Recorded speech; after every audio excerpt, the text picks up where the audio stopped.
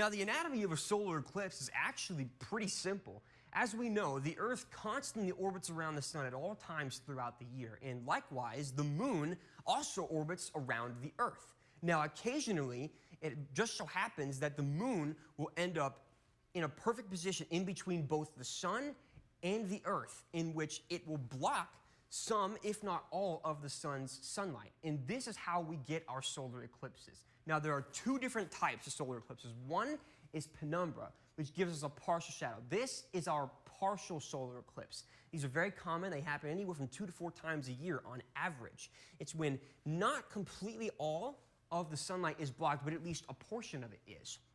Now, what we're really excited about this year is the other solar eclipse, and that is the umbra solar eclipse, or full shadow.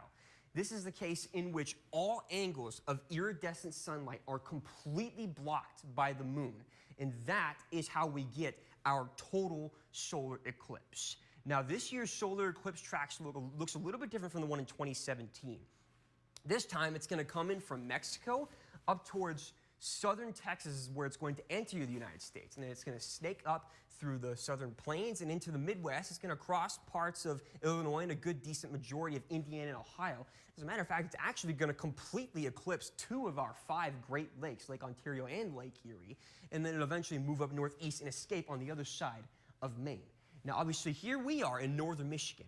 And obviously, you can see that we're not directly in the path of the total solar eclipse, but it's not a far trek. If you want to go down and see this, that's anywhere from a 4 to 6 hour drive just directly south to get to it. But if not, you'll still be in a very solid solar eclipse. This shade in here where we are is 80% or more of the sun's total sunlight being blocked by the moon. So we're still going to be anywhere from 80 to maybe 90% of the sun's sunlight being blocked in this solar eclipse. So it is still a very, very rare event.